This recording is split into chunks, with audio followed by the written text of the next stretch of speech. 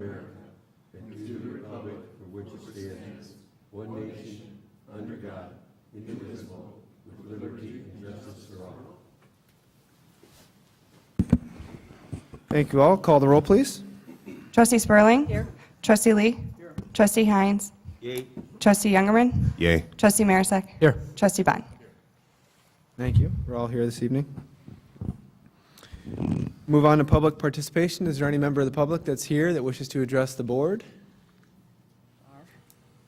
All right, hearing none, we'll move on. I'll read the consent items and then I'll entertain a motion to adjourn. At this time, we're going to pull item C off and look to approve that at a future meeting. There were some minor changes we want to be made to that. So we have item A, minutes of the village board meeting of February 9th, minutes of the committee of the whole meeting of February 17th, executive session minutes of February 23rd, building report for February of 2015, accounts payable through March 4th, 2015, ordinance 1659, enacting a non-home rule municipal retailers occupation tax and non-home rule municipal service occupation tax. And this is a waiver of the first and passage on the second reading. And if there are no comments, I'll entertain a motion for approval. Second. Call the roll, please.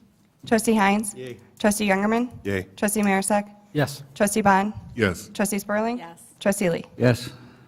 And that carries 6-0. Thank you.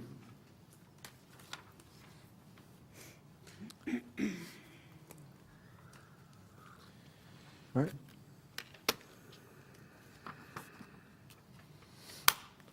Moving on to items for separate action. The first item, which is Resolution 2015-001, opposing reduction in LDGF funds. You want to give an intro to this, or you want me to go? I think all of you are aware of the governor's budget address. The Illinois Municipal League, Metro West, several other organizations have asked communities to voice their opposition to this, to the governor, and so that is what this would do. A couple of weeks ago, I met with the Metro West Board in Oswego, and we talked probably the entire meeting about this specific issue and how strongly Metro West, IML, all the other COGs and municipalities feel about this and the LGDF and what that would do, LDGF, what that would do for our budget. I did get invited to have a conversation last Friday with the governor and 5 other mayors from Aurora, Yorkville, DeKalb, Sleepy Hollow, and Elgin, and Chairman Lawson was there as well. It was nice to have the conversation with the governor about this. I don't know that it wasn't a happy meeting, and it certainly wasn't terribly productive on our end. There was no agreements or any of that kind of thing made.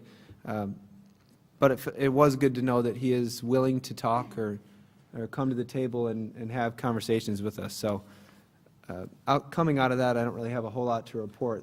It does not sound like he's willing to waver on his budget at all. So I wish I had better news to report. If you guys have any other thoughts on this? I just wanted to ask, I know I received an email from IML. I don't know if anyone else received it or noticed it. If you go in there and click on the link, you put in your name and your zip code or town, whatever it is, and it populates. There's an automatic email that goes to your particular legislator. So I would just, if you didn't get to it, I would encourage you to do it.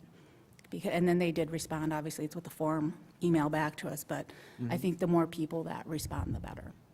I did watch this afternoon the link that you had provided to us, Jeff, for the committee meeting, and I watched off and on. It was quite long. When I got back to it, it was kind of funny. It would be like televising the board meeting, and there's no board meeting. All the seats were empty, but the video was still going. It was just a blank room. Clock was ticking and everything. But, all the municipalities, were there. The deputy mayor was there from Chicago, Hanover Park, and everybody is saying the same thing, that we need the money. We're going to have to take drastic cuts. And so they're trying to voice their opinions, and it sounds like that the legislators that were there were sympathetic to the pleas, but it sounds like the governor's going to hold the line, and I give him a little credit for trying to fix the state, because it's been broken for a long time, and it's a tough call to make.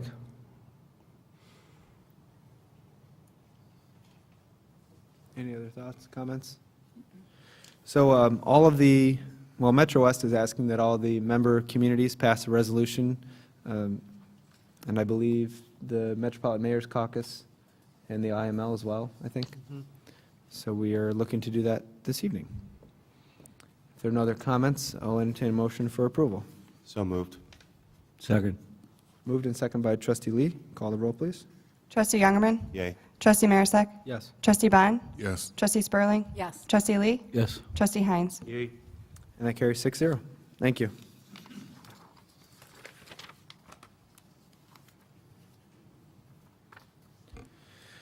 Move on to item B, which is recommendation of Plan Commission on PC 2015-003Z regarding the maximum building height in the manufacturing district. This is a text amendment to Section 11 of the zoning ordinance. And with that, I will ask Director Young for his presentation. Thank you, President Brawley. This was before the Plan Commission last Thursday night. This is the text amendment that we had been talking to you in the weekly notes about for the last several weeks. The text amendment takes what is the M2 zoning district, and the current regulation is 90 feet in height as a maximum. With a 90-foot tall building, you would be required to have a 500-foot setback, as the regulations currently read, to any residential property. What staff has proposed and the Plan Commission has recommended is to take the 90 feet, make it 100 feet, so that anything in terms of a residential district would have to be 500 feet from the base of any structure that is 100 feet in the M2 zoning district. With that, the staff and the Plan Commission concurred. We also recommended that that same distance be included from any commercial property. We felt that because of the magnitude of buildings that tall, that you have an impact both on residential and commercial properties. At the same time, we added a provision that any building that went over 100 feet would have to have 2 feet of additional setback for every 1 foot in vertical height. So what that means is, if you calculate out a 200-foot tall structure or building, you would end up with a 700-foot setback from any residential or commercial properties. There are very limited locations that would apply to within the village. It primarily centers on the Alcott Road parcels that we've been talking about in terms of future development for the Montgomery Business Center. There are a couple parcels in the Shearing property that would be part of this, and then a few isolated parcels along Lake Street that would be part of it as well. I believe that there's a map in your packet that outlines all of the zoning districts in the industrial area and how those overlapping areas would be affected in terms of both commercial and residential properties. So with that, we're not asking, obviously, for a motion tonight to approve the text amendment, but that is the recommendation by the Plan Commission to go with those changes. Okay. So you don't want us to make a, You can vote on this. This You can just, vote on the recommendation. Recommendation. by the Plan Commission. I Okay. apologize. then we'll bring the actual text amendment to the committee of the whole next week for you to review, and then have you vote on it on the 23rd. okay. Any comments from the board on this? No, I attended Planning Commission, and it went through pretty smoothly.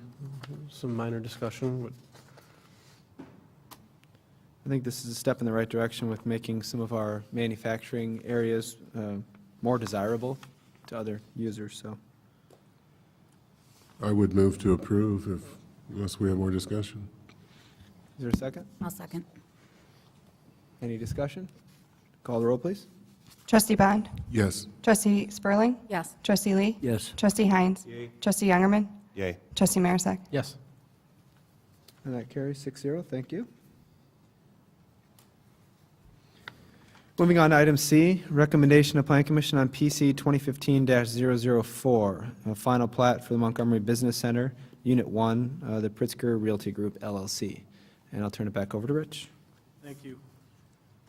This is the second item coming forward from last Thursday night's Plan Commission meeting. This is, as identified in the agenda, the Pritzker Realty Group is bringing forth the first unit of the Montgomery Business Park you'll probably recall that the entire business park is about 160 acres. This is a plat for the first unit that would include a 29-acre lot directly abutting VVF on the north side of Aucut. Would also include 2 out parcels for stormwater detention, both north and northeast of the newly created 29-acre lot. Right-of-way dedication for the extension of Commerce Drive, and right-of-way extension, or dedication, I should say, for Nell Drive going from Commerce extended to the west. At the same time, we'll be looking at the appropriate turn lanes on Aucut Road, and there'll be a dedication of, I believe, a portion of Aucut Road right-of-way as well. So with that, the Plan Commission made a recommendation to approve the final plat. There's a lot of history on this property. It goes back to, I believe, 2007 and/or 2008, where there was a proposed development for this property. Spaceco Engineering at that time, working for the property owners, had developed all of the preliminary engineering. EI and obviously Pete are very aware of that whole process. Much of the work that was done at that time can be incorporated into this development proposal. And if you have any questions on further questions on the history of the property, I'm sure Pete can go through that with you. But again, this is looking at a motion to accept the recommendation of the Plan Commission tonight. Thank you, Rich. Any comments? Is there a motion? So moved. Second. Is there any discussion? Call the roll, please. Trustee Youngerman. Yay. Trustee Marisak. Yes. Trustee Bond. Yes. Trustee Spurling. Yes. Trustee Lee. Yes. Trustee Heinz. Yay. That carries 6-0. Thank you. Move on to item D, which is Resolution 2015-002, authorizing the conveyance of real property to the Oswego Fire Protection District for a training facility. And with that, I will turn it back over to Rich. Thank you. This item came before you about 9 months ago, where village-owned property that's adjacent to the Oswego Fire Protection District Station, just off of Orchard at Galena Road. The fire district had requested that the property be turned over or acquired by the district, by the village, so that they could construct a training facility. At that time, we ran this by the village board. The village board approved the use and the transfer of the property. We're just now catching up with the documents that go along with that transfer of property. So before you tonight is all of the documents that go along with the resolution, transferring the property to the Fire Protection District. I might note that there was a question before the meeting that came up, whether or not this had gone before the Plan Commission.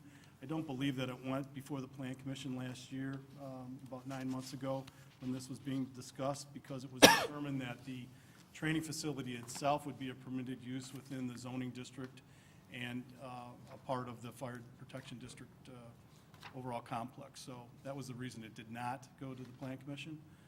It is a permitted use within that zoning district. Thank you, Rich. Comments? I had a couple of questions.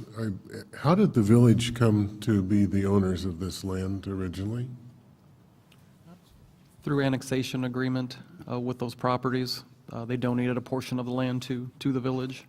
For public purpose, or? Right.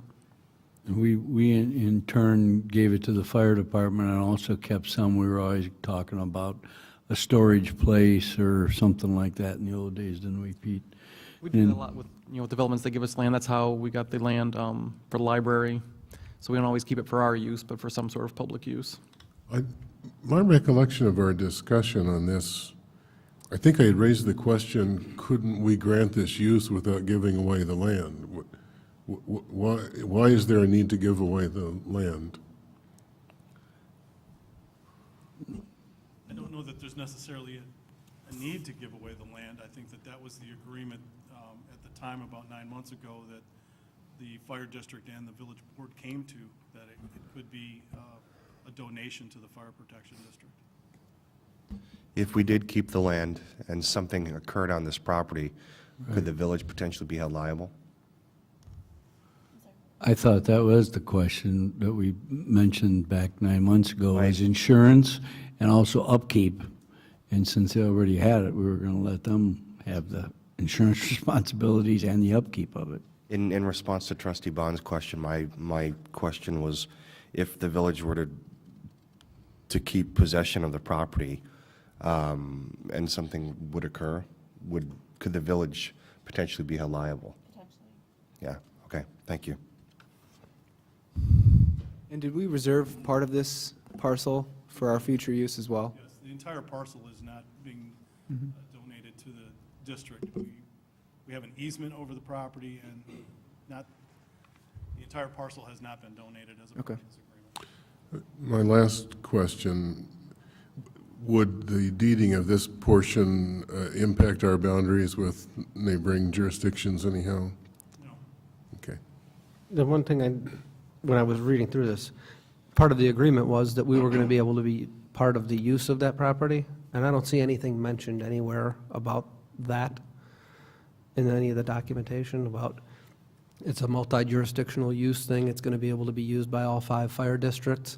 That was, I just noticed that it's not in any of the paperwork. That was something we discussed at length with them. Correct. Yeah. And I question the fact that it's not actually here for the future boards, future generations to look at and understand where it came from. If I could, if you were so inclined tonight to approve the transfer, we could do it subject to village attorney review and include that provision within the documentation that it could be used by other districts. I'm sorry, excuse me, Doug, were you referencing on page 2, you didn't feel that was specific enough at the top? The first full paragraph says, training facility to be open and available for use by neighboring municipalities, including the village. Did you want that to be more specific? I think the word municipality wouldn't encompass fire districts, in my mind at least, so. And if I recall, without putting words in the fire district's mouth, when he was here, he seemed to be agreeable to that, certainly, so. Absolutely. We can change that language subject to village attorney review. If you guys feel comfortable doing it that way, or we could Yeah, table it and move it. I'm comfortable with that. It is pretty vague, Yeah. pretty Is that general. where you were referencing? Yes. Okay. I'm sorry. How much land is left then that would still be retained by the village, roughly? Enough for a radio tower or a cell tower? Or? For radio tower, yes. Okay.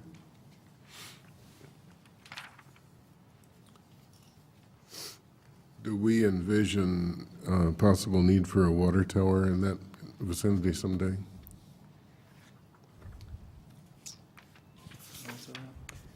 Right now, we don't have that area programmed for an elevated tank. It's fairly low in terms of elevation, so probably not one of our targeted locations. If something unique came up in the shearing park, we might consider it, but otherwise, we don't have a need for it at this time.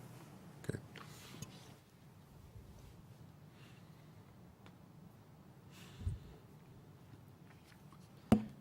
Hearing no other comments, I'll entertain a motion for approval. Motion to approve pending the noted changes and attorney review. Second? Call the roll, please. Trustee Marisak? Yes. Trustee Bond? Yes. Trustee Spurling? Yes. Trustee Lee? Yes, Trustee Heinz? Yay. Trustee Youngerman? Yay. And that carries 6-0. Thank you.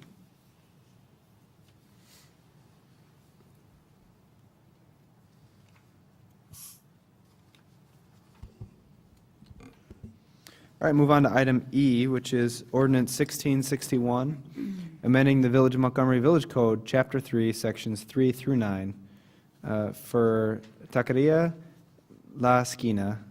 This is a waiver of the first and passage on the second reading. With that, I can make some comments. go ahead. They came to you, previously to ask if you would consider this. You said you were willing to move forward with the background check on that, so we've done that.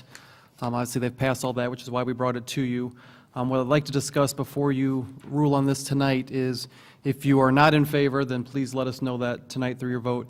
If you are in favor, I just want to let you know that My understanding from talking to staff as it currently stands, even if you approve a liquor license for them tonight, they would not be able to sell liquor there because of the situation with a tenant upstairs, and there's still access from the inside of the building. So They indicate what they plan to do about that? they have not. So if you're in favor of it, from talking to Attorney Julian, I think she could address it. We might recommend that you table the item until they have that situation remedied. Because as I said, currently, if you gave them the liquor license, they still could not make use of it at this time. Because it's in conflict with our previous ordinance. And did they ask to put this on the agenda today, or have they?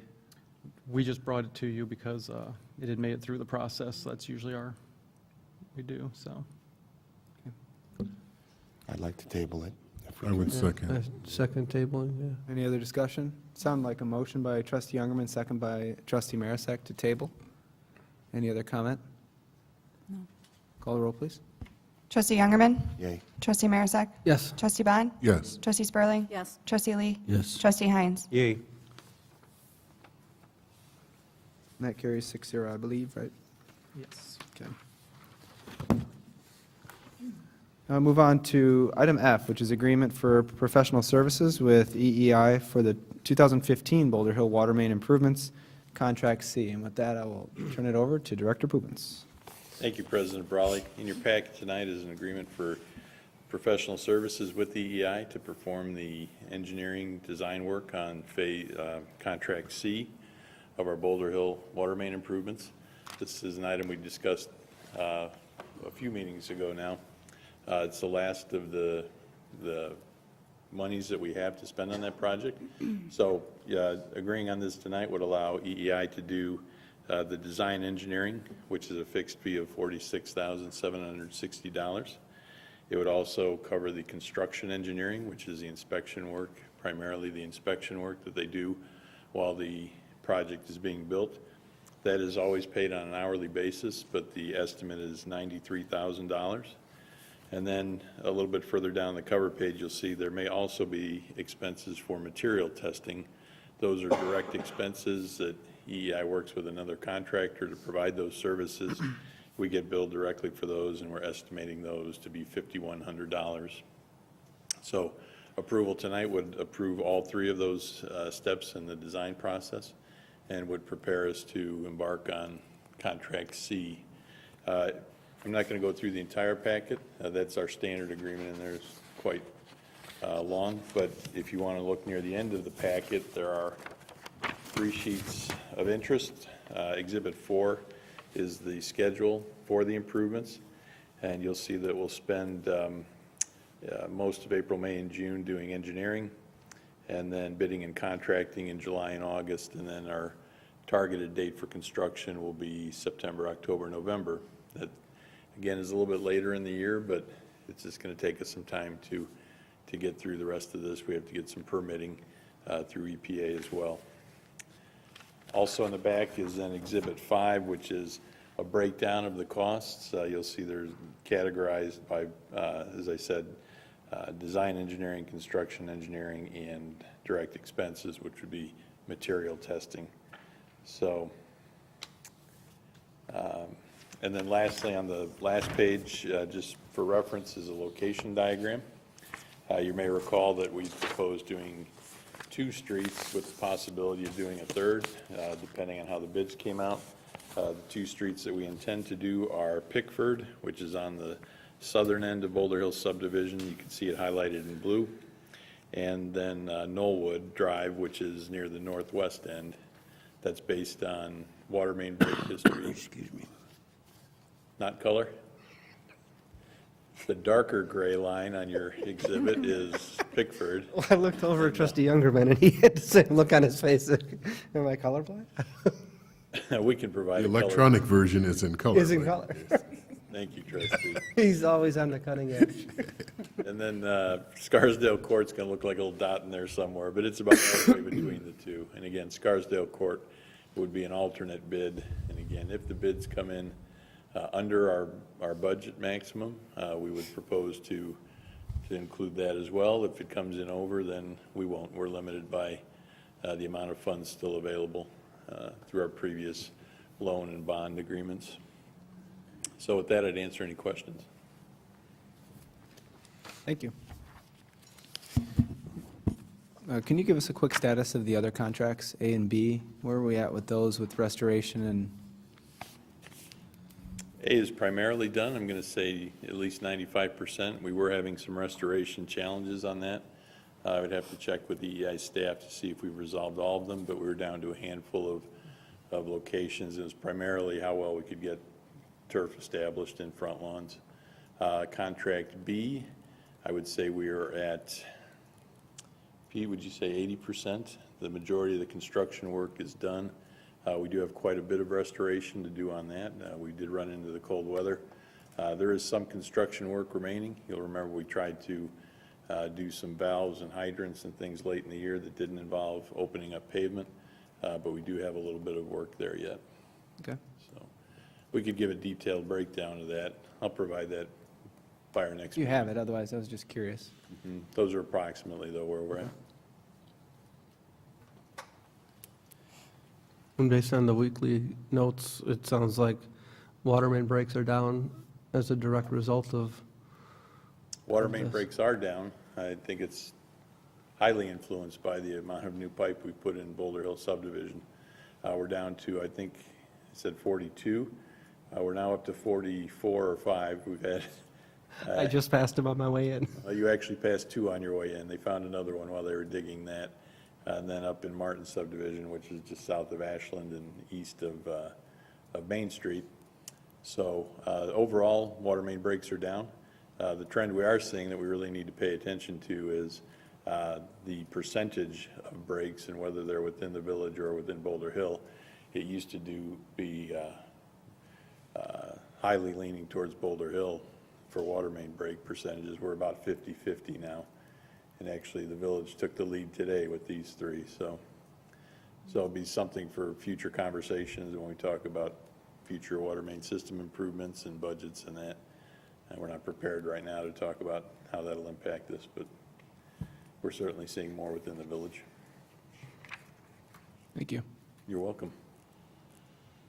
If there aren't any more comments, entertain a motion for approval. Motion to approve? Second. Moved and second. Call the roll, please. Trustee Marisak? Yes. Trustee Bond? Yes. Trustee Spurling? Yes. Trustee Lee? Yes. Trustee Heinz? Yay. Trustee Youngerman? Yay. And it carries 6-0. Thank you. Item G this evening is ordinance 1660, declaring surplus property. This is a waiver of first and passage on the second. And with that, I'll ask, Director Poobin? Direct, No, Justin. wow, you're pointing at each other. Tag team it today. Director Van Voren to kick it off. Thank you, President Brawley. Today in front of the board is ordinance 1660, declaring surplus property. Anytime that the village is disposing or selling property, the board would need to approve an ordinance actually declaring that property surplus so we can do so.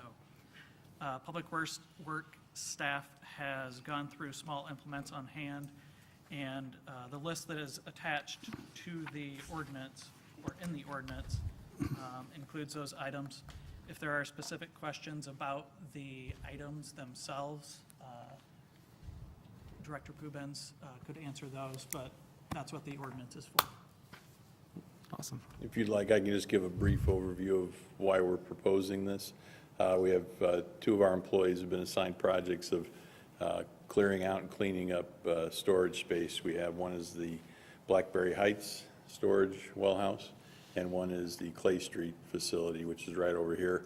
As you can imagine, for years they've been used to compile quite a collection of devices, and with the limited amount of space we have throughout the village, we're looking to maximize the use of that. So they've been going through there. These are generally items that we've had on hand for quite some time, some as longer than I've been employed with the village, which will be 15 years. Most of them are in, I would say, an advanced state of disrepair or in need of more repairs. But again, haven't been used for some time and aren't projected to be used in the future, due to staffing or just change in direction that we've taken. I mean, if you'd like, I can quickly go through the list. Mike, our previous mechanic Yes. was very good on the internet, and he sold many of the cars and all that. Does Alan, is he going to try to sell these over the internet like same way? Thank you for that question, trustee. Actually, we're going through Russo Power Equipment is a company that we work with. They sell all kinds of different equipment. We use them mainly for arborist or forestry equipment, but they do a consignment sale. And the offer that they make to municipality is that we can sell our items there, but they will waive the consignment fee. We do need to deliver them to their building, and if they don't sell, we need to pick them up. We can't leave them there. So we think this is just one of several that can be used. We have used online through eBay. We used to do live auctions for cars and things like that. Some items we've just proposed as trade-ins on other new purchases. But these items are intended to go through the consignment sale. Thank you. You can't use any of these? Do you have all, replacements for all these parts? There's 2 walk-behind saws on there, trustee. Those are both old, and that has been replaced. Actually, probably 7, 8 years ago, we bought a new walk-behind saw. We haven't used the 2 others. There's a roller on there, like a 3-foot, 36-inch wide roller. We haven't used that for some time. You know, we haven't done our own patching in quite a while. How about that laser stripper? The stripe, there's a Striper, I mean, I'm sorry. line laser striper. It's a cart-mounted pavement striper. We did use it for a few years. The problem is it's, in my opinion, designed for parking lots or very small areas. I think we used to do some curb painting with it, and it's really just, you know, for the staff we have and for the amount of striping we could do with it, I just don't feel that it's worth trying to implement that into our program. We've been going through the county program for pavement striping, which has been giving us excellent prices, and it's just difficult to say we're going to do an annual striping program ourselves.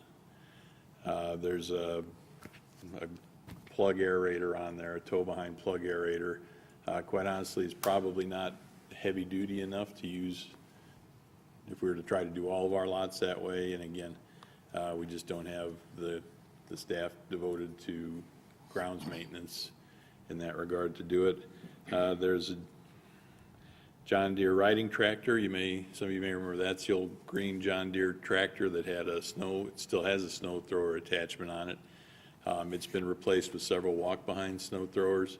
That one was mechanically, the tractor ran okay, but the snow thrower attachment was very finicky, throws belts quite easily. And again, we've since purchased some walk-behind snow blowers to take care of that, so. Okay, thank you. You're welcome. Oh, And this has been reviewed, not just by the 2 maintenance guys who are doing the project, but both supervisors have looked at it. And quite honestly, they've had more input. They would have more knowledge of how much we could use this than I would anyway. So I'm confident that, in their opinion. I want to thank you for if you haven't checked your email yet, but earlier this morning I emailed Director Boobens and asked some specific questions just to gather a little bit more information. So I appreciate the timely response with that. How about the leaf vac and the chipper? Is that put us down to 1 and 1, or? The leaf vac, the track vac model towable leaf vac is actually something you would pull behind your lawnmower. It's probably about 6 by 5. All right. It's designed probably for large residential yards. It was purchased, I think the year I started, it came in the door, and the idea was that it would be used to vacuum leaves off of our village-owned lots. And again, it's just one of those items that we haven't been able to commit to. Quite honestly, we do a lot of that work just with mowing and chopping it up and mulching it. What was the other one you'd said, trustee? Well, it's the same one, chipper. It said chipper too, right with it? Oh, and chipper, right. I think, Okay, I understand which one I think it it's a is. light chipper. Yeah, you we know, got the big with ones, okay. Small branches. No, but we still have the 2 full-size leaf vacs and the full-size chipper that we use for village-wide use. And the money raised from the sale of this goes back to, This will go to the general fund. As Director Van Voren was sharing with me earlier, somewhat depends, well, I'll let you tell them how that works. It really depends upon where the equipment was purchased to begin with. If it was purchased with vehicle reserve monies in the first place, like a car or a large piece of equipment, that would go back into the vehicle reserve. If it's going to be like a small item, some of these small tractors and such that were purchased with general fund monies to begin with, it's going to go back into the general fund. and we could buy some trees? Could be used for any general fund. I'd like the record to reflect the dead silence in the room. Will this total $900,000? It will be. No. Okay. Will this total $900? Somewhere between those two is our estimate. Thank you. Good answer. That's a safe answer. Are there any other comments to staff on this? I'm glad to see that your staff is taking the initiative to clean out the junk drawer, so to speak, because it happens, and it's a monumental task, I'm sure. This isn't like grabbing the old pencils and tossing them out. Very good analogy. So thank you for staff looking at that. On future requests, I'll include a memo kind of explaining what the items are and how they've come to this state. Thank you. That was the reason for my email, was it just want to make sure this isn't something that a previous board just purchased, or... Don't worry about it. Is there a motion to approve? Motion to approve? Second. Second by trustee Lee. Call the roll, please. Trustee Marisak? Yes. Trustee Spurling? Yes. She awake? Okay, yes. Yes. Thank you. Trustee Lee? Yes. Trustee Hines? Yay. Trustee Youngerman? Yay. And it carries unanimously. Look at that. All right. Trustee Bond doesn't like to vote anyway. It's okay. All right, move on to item H, tree purchasing update and request for approval of tree purchases not to exceed $12,000. And I'll turn it over to Director Poopins. Thank you, President Brawley. Kind of several items we want to cover tonight. One, as you can see, our village arborist, Ed Pfaff, has joined us tonight. Ed is going to give an update on the iLandscape conference that he went to in Schaumburg at the end of February. You'll recall the main intent of his attending was to gauge tree pricing to see if we could gain any pricing advantage by buying early. He had talked to, I think, a number of vendors there. Ed is also going to talk a little bit about what we think has at least an equal or maybe greater impact on our decisions this year, and that's tree availability and the relative shortage of some types of trees. And then once he's done, I want to revisit a comment that we made during one of the budget discussions, and just so we're all clear on what we think the proposed number of trees we'll be able to afford this year is. I think there was some, not confusion, a comment was made about total numbers, and it slipped past me, and then I realized that I don't think we're quite at the level we may have thought that night. And then ultimately, we're here to ask you for approval to purchase up to $12,000 in trees that we would use for our spring and early summer planting. So with that, Ed? Good to talk to you again. Went to the iLandscape show, Illinois-Wisconsin Landscape Show in Schaumburg, and I talked to several tree vendors. Most of them are from the northern Illinois area, which is a targeted area that I like to buy the trees from because I know they're acclimated to our climate. They've been raised in this area. And I had also talked to the vendors that we had used last year for pricing also. And basically what I found is that the prices through like Winding Creek that we dealt with last year, their availability's kind of down on a lot of the things that we were looking for. So they were not able to supply those materials, but the materials that they did have in there, the prices are up about 20% from last spring, but they're pretty close to what they charged us last fall. So the price had gone up last fall. with that. So then I had talked to Spring Grove Nursery again. We purchased several trees from last year. And if you look at under the current tree vendor list, it'll say Spring Grove, and their price is there. But alongside there too, you'll see that some things are only available in fall, and some of the plants are not going to be available until 2016. Because they have been selling so many of the trees too. And that's kind of been the general trend across the board. It's the word pretty much is that if you want to get your trees, put your orders in, get your trees now because they're not lasting. I talked to some arborists from some of the northern suburbs of Chicago who had put all their tree purchasing out for bid, and by the time everything went through the process, and theirs was set up so like you could bid per species and per the number that you have. So they were going to try to get the absolute lowest price. When they finally approved everything, they went back. The trees were no longer available. They were already sold to other areas. So, so that's the biggest thing that I see with buying early. I didn't really see any great, there were no great price deals for buying early. It's just more the availability. Going through the show, though, I did locate some other nurseries, and Fox Ridge Nursery in particular is one that I think I would like to buy some trees from. Their prices were pretty good.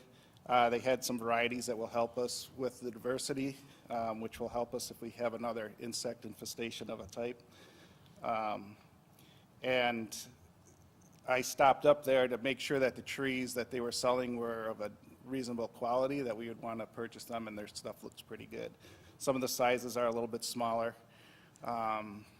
yet than but the trees looked like what you would call a heavy tree, or they had a good form and everything to them. So I guess the main thing is that the early purchase will help us get the trees that we need. And if this is something that somehow we could get adjusted, that we would be able to have a budget shift of some sort so that we were able to purchase in the spring in future years earlier, not necessarily like an early approval, but that somehow money's held for that.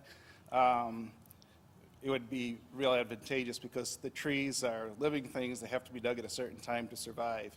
And if we don't let them know till May, I have to rely on what they were predicting they might sell. And you're counting on them to dig things early and hold them. And then if now with the shortage, there's less of that that's going to be taking place. So I guess that's about all I would have. In previous years, you're buying what's left, really. Yeah, previous years are pretty much buying what's left, but they also were speculating what they were going to be selling, and there weren't as many people buying. So now what's happening, I guess if you're going for the really large size trees, there were some sort of deals on that. I saw some maples for $50, but they're 4-inch trees. But then when you read farther, you had to go to their site, dig the tree ball, and burlap it yourself and haul it out. So it really wasn't that great of a deal, and something we were incapable of doing anyway. So I don't know. Does anyone have any other questions? Or You'll see on the spreadsheet that Ed had prepared for us tonight under Winding Creek and Fox Ridge, he's got some pricing highlighted, or in bold, excuse me. Those would be the foiled by the black and white printer again, aren't we? All right, well, That's what they're saying. yes. Well, if you look closely, it may appear to be bold, but we're going to ultimately recommend buying from those two nurseries this spring. The item I wanted to talk about was at a recent budget discussion where we were talking about the buildings and grounds budget. And I think the comment, the proposed budget at that time was $51,000 for tree purchase and planting, which would have provided about 150 trees, which was half of that original 300 that we had sort of targeted as a good goal.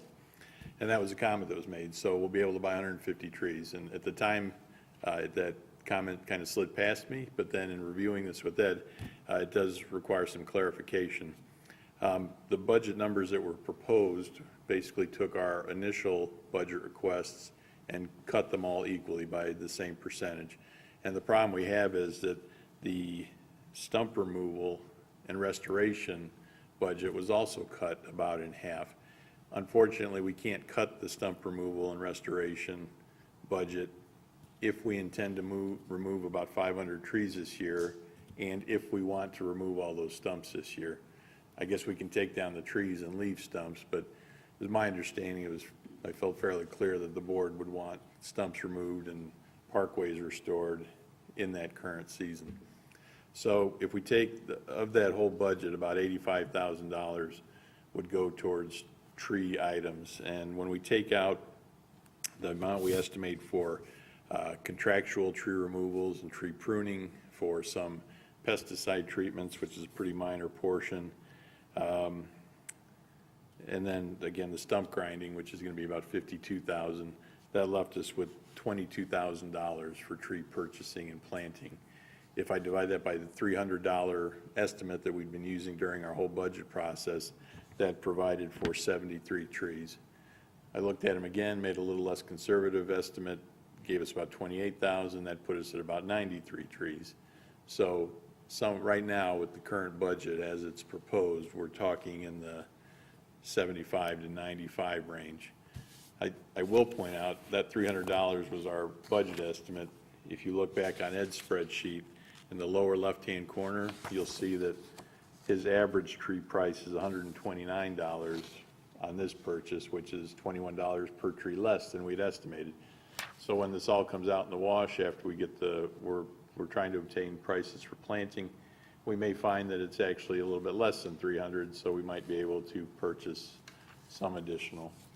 But again, I thought it was important just to clarify that with the board, that the scope we're talking about is 75 to 95, not 150.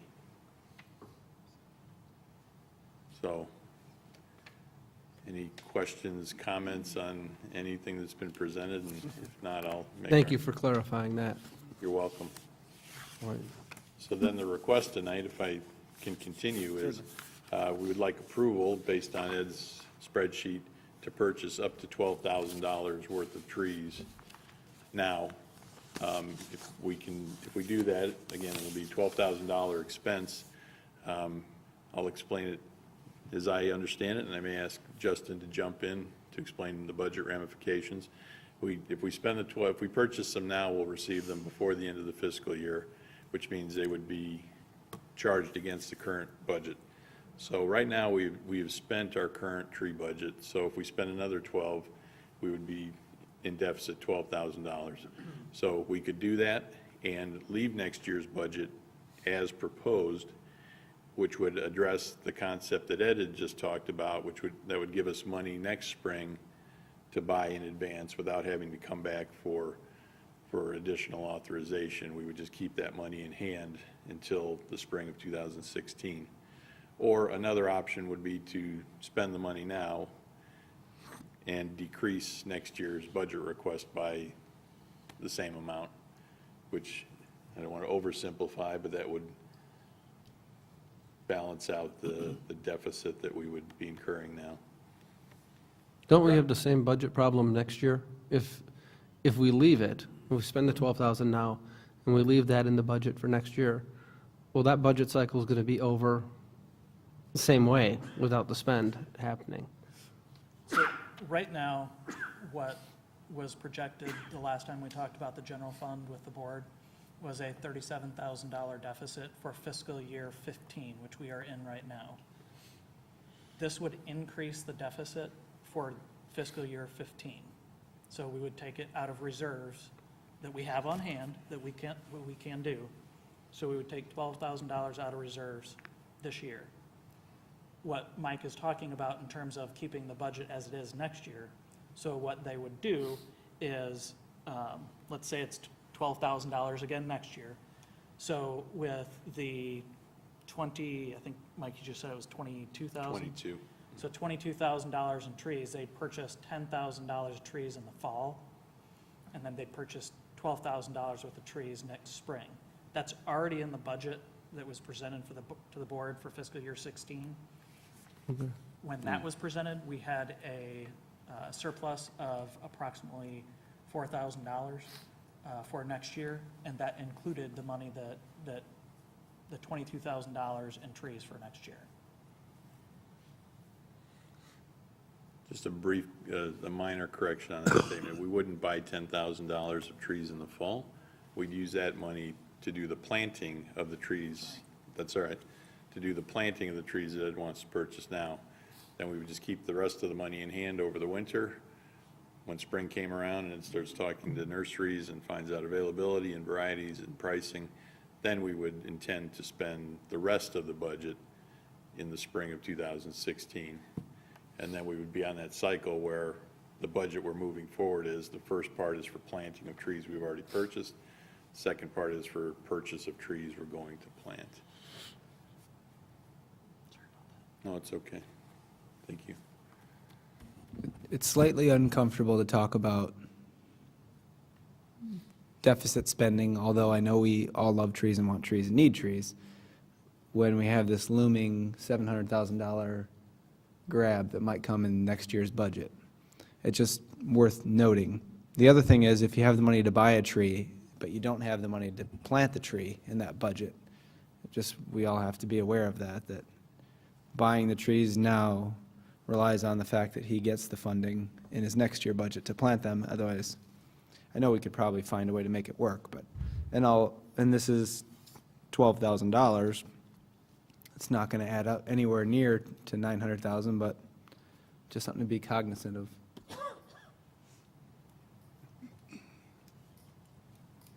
Correct. So I think they've explained it well. If you want to go ahead with it, we'd basically be, spending out of reserves this year, and then that would set up in the future so that they'd be able to do this every spring, because we'd have next year's budget then, and so. We would get the Right, cycle. would Right, so fall basically by correct. setting it up this time, by using the reserves, it would be set up for future years if the funding stayed in there. And again, this year, we have a little bit of an anomaly because of all the shortage and the tree demand. In future years, we may be able to get better buys at the show. The shortage is going to last for several years because trees take time to grow. And What? it takes a while to increase the stock, to plant the stock. So they're saying probably like 10 to 15 years. They come down really fast. I have a question. At one point, didn't we receive either a grant or a donation from one of the casinos that we used for trees? Recall? We, Casinos. We No. applied for one from the casinos, but we did not get any of that grant approved. Okay, it was a grant money? We had a grant through Kane County Riverboat money. Mayo Caucus and. I think that's it. That's the fund, right? Came from possibly Department of Agriculture, I'm not sure. That right now is not available anymore. Okay, thank you.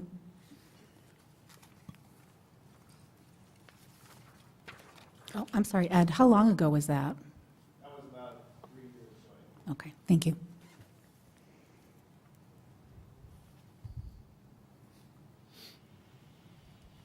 If there's no other comment, I'll entertain a motion.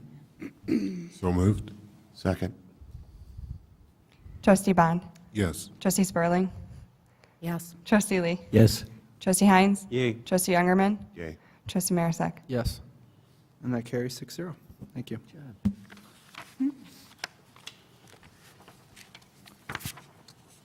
All right, moving on, items for discussion. Item A is the quarterly financial and investment report, and I'll ask Director Van Voren for a summary of this item. Thank you, Village President Brawley. In front of the board tonight is the financial report for the third quarter of fiscal year 15, ending January 31st. We are through 75% of the fiscal year as of the end of January. With that, we are presenting the same information we did last time in terms of the different taxes that we're presenting. So with the general fund, state sales tax, with the general fund, the total for the year is $9.2 million. We're at approximately $7.1 million. That's 77%. So we're still ahead of where we would be through 9 months. The major revenues include state sales tax. As you can see by since you probably don't have the colored version, the No. darkest I do now. The darkest column through November, you can see that most of the months here, we have been ahead of last year. We are approximately $145,000 higher than fiscal year 14, but we are still below projections. Property tax is paid mainly in June and September. We do get smaller amounts all the way through November and sometimes into December, but at this time, the village has collected 100% of the property tax.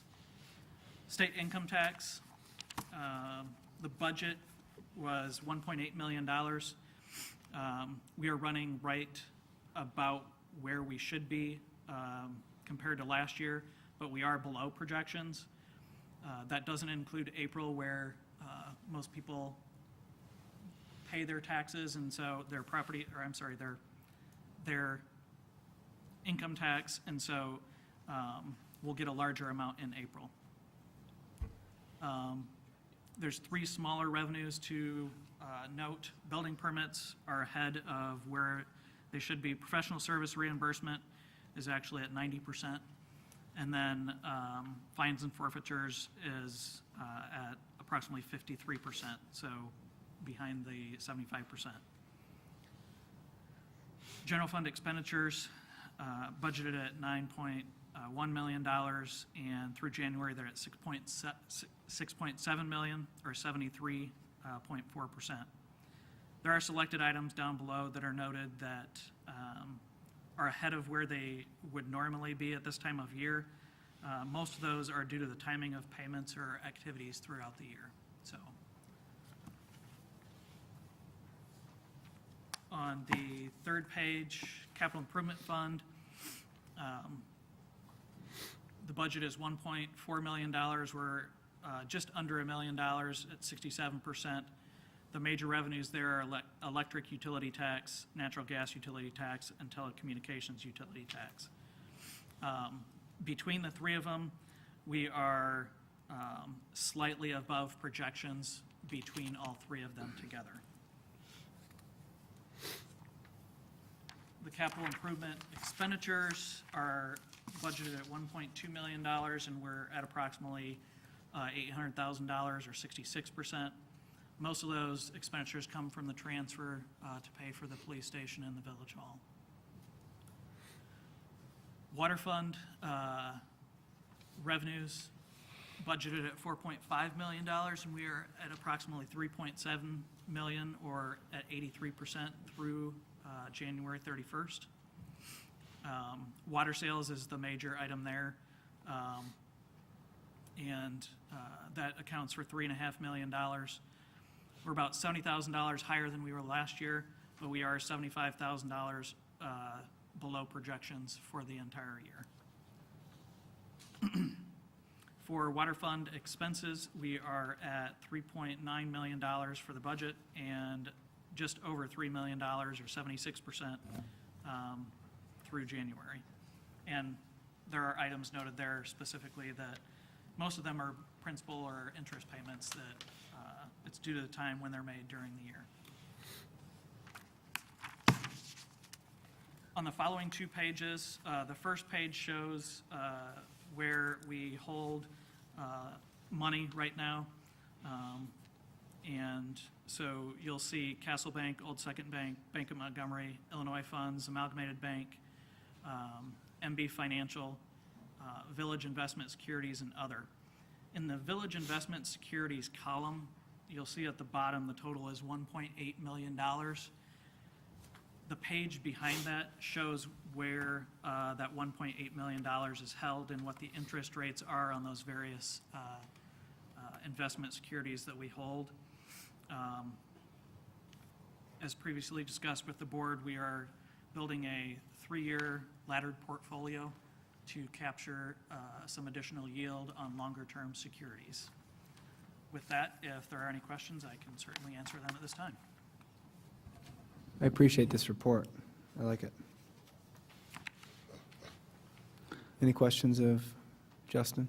I got 2 quick ones. Are we in the 16 changing our projections? Because I see we're, like, sales tax, we're off, and also on water sales. we're over money-wise, but we're below the projections. Are we lowering our projections a little bit so we don't, more like reality on those two, on sales tax and, For the fiscal year 16 budget, and looking at sales tax, we did actually reduce Lower. the amount. okay, very good. And then on the water fund revenues, what we are looking at is we're basing our increase next year on what we expect this year, so we're decreasing that one slightly as well. Okay. And on the last page of the monthly investments, are all these, I keep reading on, I think it was in today's Tribune again, that Belleville, Illinois, lost another $350,000 by some of their investments. Are all these in the United States? I see Kansas State Bank of Manhattan, but are everything here in the United States? All of the banks are in the United States. Okay. Including the Bank of India? It is in the United States. Bank of They're throughout some of Is their that in the New US? York and New York and California, but Just seemed odd. Is that Bank of India in the United States? it is. What's the Bank of Baroda? That sounds like it's, it's not in Kansas, I don't think, but what is that? Is it out of Illinois? Does it get a bank in Illinois? I presume it's out It of is, Illinois. Bank Baroda is actually not in Illinois. Pardon me? It is not in Illinois.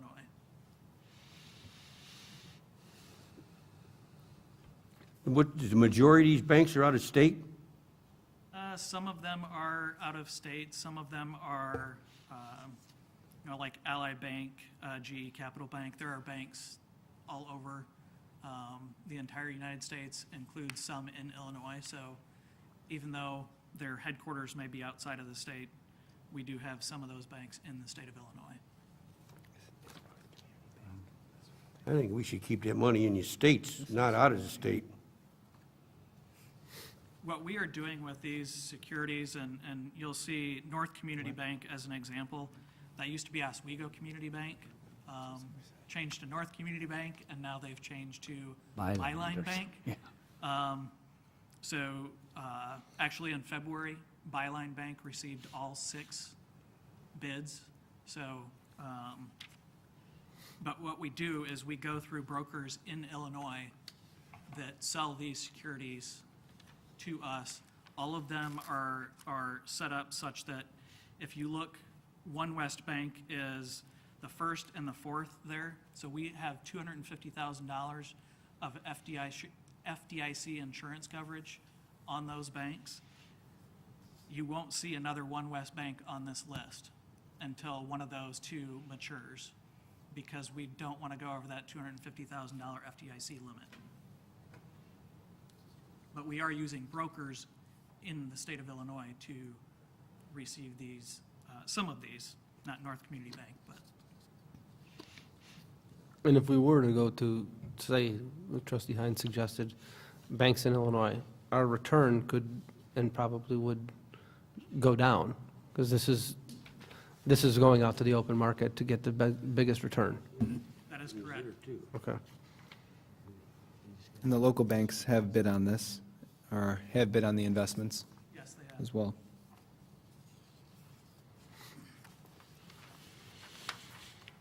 I just had one question for the chief on the, I kind of asked this last time, but I don't recall what the answer was. It's on the bottom of page 2 for police patrol, part-time salaries, overtime, and holiday pay. All of those are right around what we're budgeting for the full year, 100%. Just wondering what we can expect to see, I guess, at the end of the year, or how you're offsetting this to balance the budget. At this time, Deputy Chief Sanders had spent countless hours reviewing that.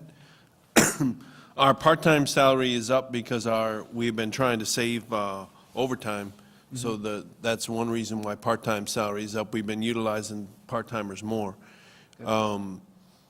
We do have, I do have a meeting with Attorney Julian and Attorney Anderson next Monday to discuss fines and costs So I should be able to report back further here in a couple weeks. Okay.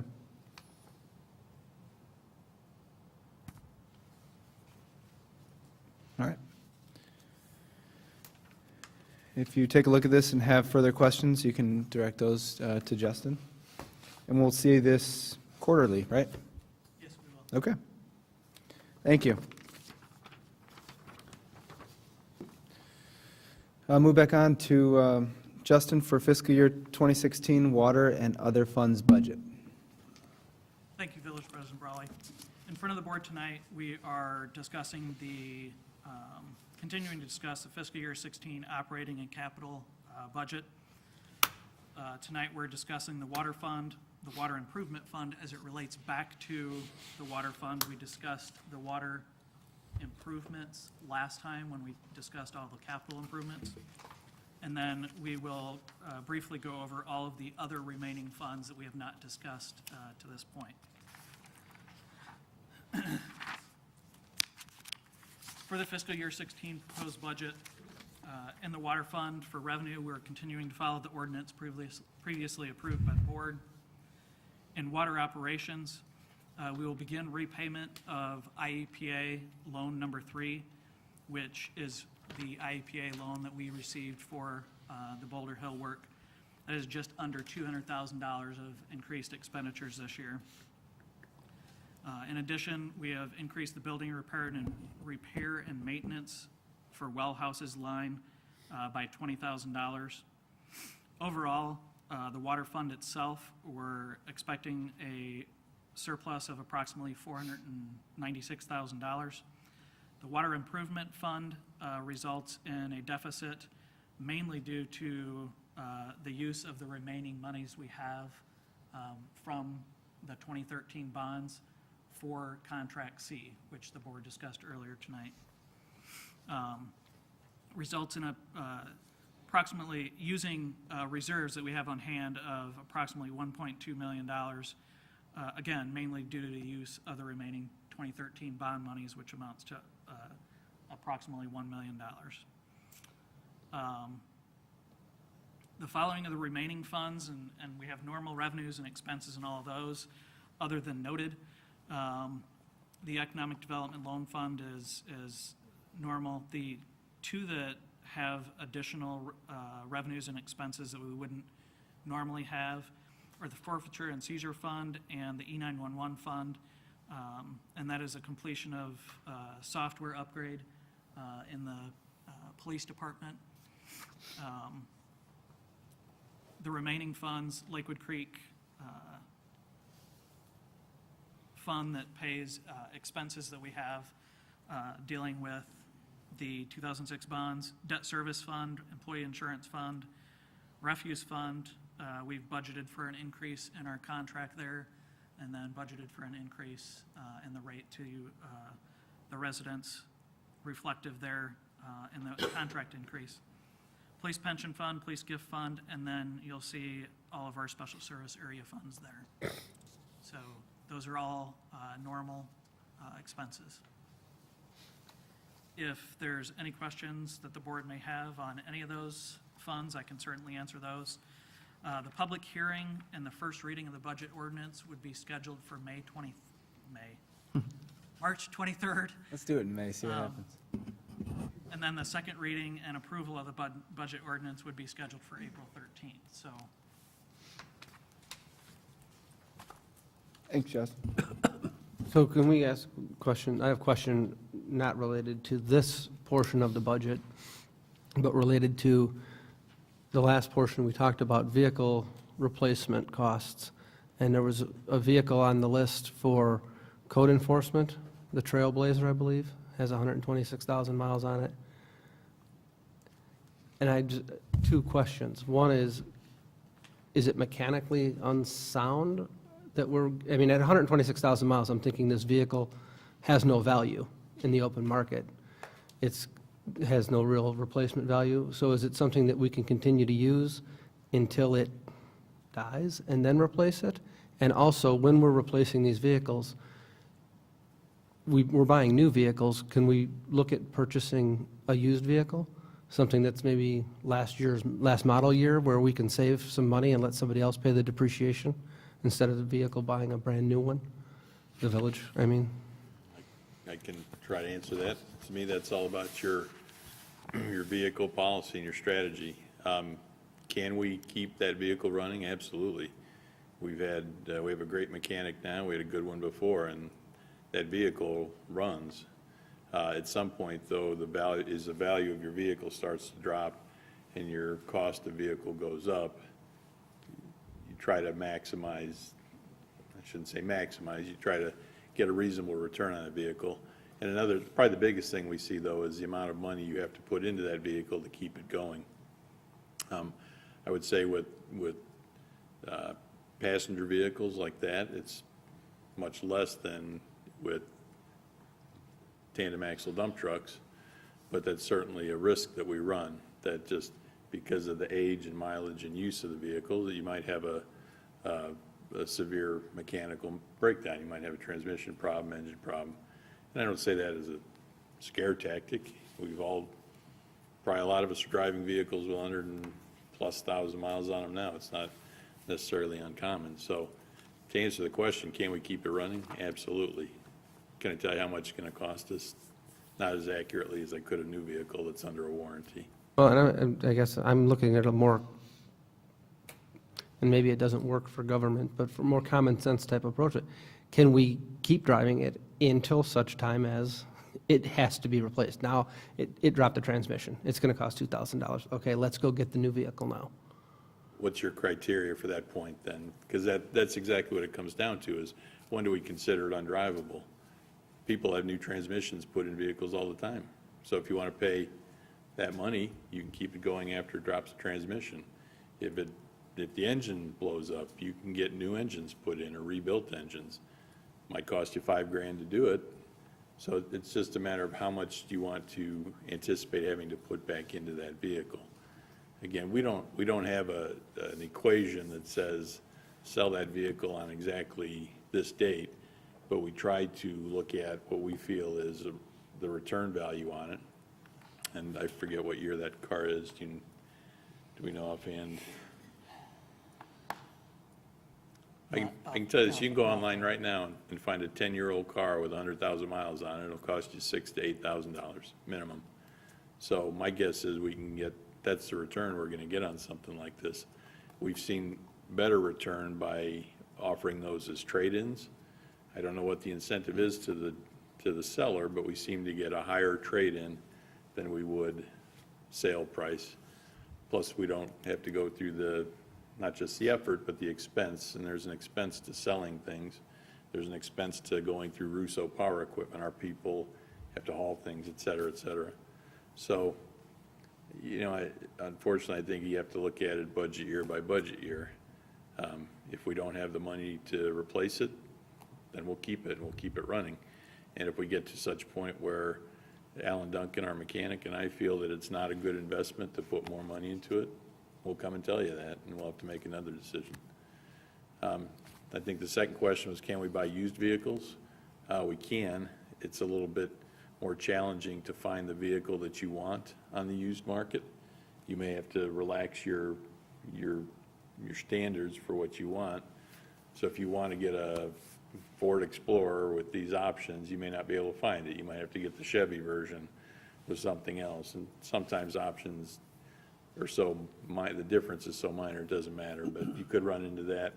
And one of the challenges with used vehicles is you could be buying somebody else's problems. Now, if you get them 1 or 2 model years old, they generally still have warranty. Most of the manufacturers have warranties that'll transfer, so you have some protection there, but Okay. I wish I could give you an exact, absolute Well, no, answer as to when to do it. in our fleet management, do we specifically buy Fords so that when Alan's working on them, they're all Ford vehicles? I mean, do we have a No, that's model not- for that? Model is not our number one criteria.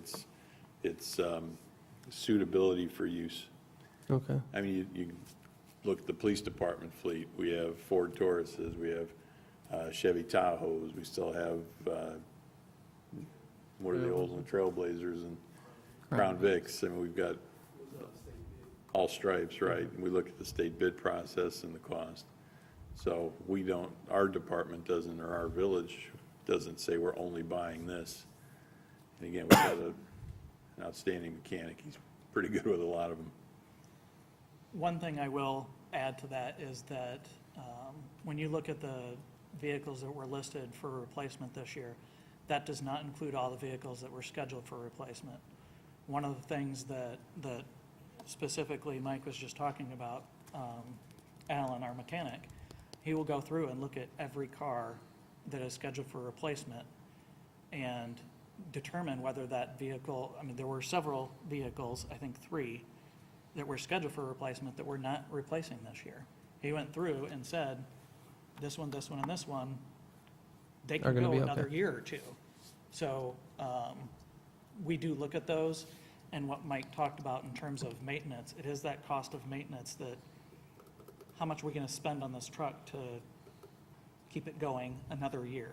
So, Okay, and again, with the budget crisis looming from the governor, I want to make sure that we're keeping an open eye to being creative and not doing what we've always done, because this is just what we do, looking at it and getting a little creative with, because Plody Construction, he hasn't bought a new pickup truck in 30 years.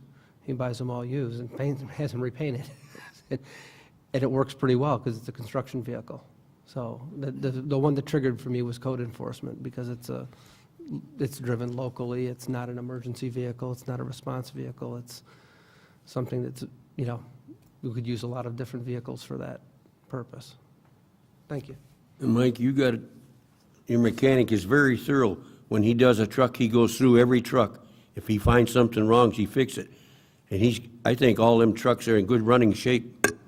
And I'm gonna tell you, what you got in the budget, I think you better get it out of the budget, because them trucks will last another year. And the way the money is now, You mean the new vehicle purchases, trustee? pardon me? You think we should hold off on the new vehicle purchases? I think so. That's my personal opinion. Everybody has their own opinion. Right, and But- there's no one right answer when it comes to these vehicles. I know there are 2 in particular. There's a single axle dump and a tandem axle dump that we already have deferred 1 year. And when I say defer, we set up a target replacement cycle. Like for the dump trucks, it's 10 years. But over the course of this current budget year, we've put in, I'm not even going to put a number out there, but it's in the tens of thousands of dollars in repairs for things that broke down. I talked it over with one of the trustees, and if you need anything, if you get a 6-wheeler, that's gonna cost you close to $100,000, correct? 80-something to 90-some thousand? No, I think you're probably closer to 200,000 now, 200,000? 175. Once we get it all set up with the salt, or with the dump box, and, yeah, it's crazy. It really, the single axle is down around 100. Yeah. Well, then maybe you better get a single axle this year. But maybe just wait until next year to get any of them, Oh, we'll definitely look. until we it have a over better again. situation with the money. I don't know that's the board's, Well, I agree with Doug. My car's got 150,000 on it, but I also agree with you that at 120, it started sucking me dry. But at the same time, if I could get 68,000 for my car, I'd kiss the guy. I mean, it isn't worth anything, and to trade it in, I wouldn't trade it in because the guy would be just taking it from me. I'd rather sell it outright. And I really liked our other mechanic's idea of selling everything. He made some good money. It didn't take him much time the way you told us that he did. He just put it on there, and he had bids from all over, and everything worked out fine.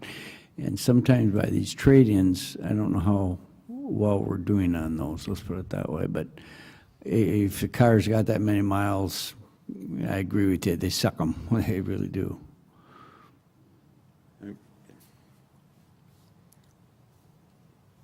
Thank you. And Justin, could you just go over are we going to discuss anything at the next meeting? any questions that the board might have at the committee of the whole meeting next week, we could certainly go back and look at several items. We have talked about looking at what Jeff and I went through on trying to line up what we would look at potentially cutting should Governor Rauner's proposal go through. So we could also talk about some of those items if we needed to. Okay. Thank you. And I can see, I was just looking up, the draft budget is on our website, so any member of the public that wishes to see that has access to it. Thank you. Just as Justin said, our goal is that we'll have the public hearing and first reading on the 23rd and approve it on the 13th. So if there are changes you want made, we'll be looking to get, get feedback from you on what you'd like, so that we can be ready for the public hearing. So whether it's vehicles or if there are other items out there you've got concerns or questions with. Okay. With that, we'll move on to item C, which is the review of the snow removal efforts of February 1st.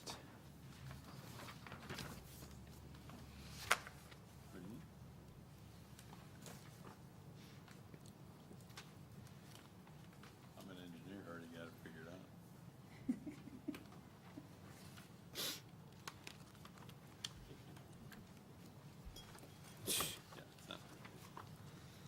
Thank you, President Brawley. As we discussed several meetings ago, and based on the storm event of January 31st through February 2nd, or the event, as I shall refer to it for the rest of the night, President Brawley directed me to do an internal review of our efforts and results, and maybe more importantly, to identify problems and challenges that we had and how we might address them. So tonight at all of your places, you should have a hard copy of the report. I have emailed it out as well.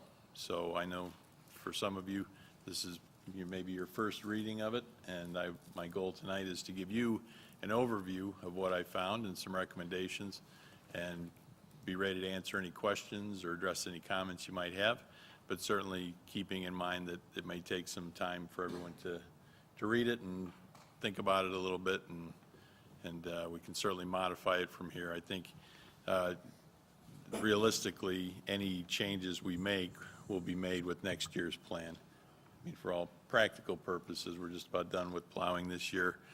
Knock on wood, Chief, we won't get a big one come April, but so with that, I'll get started.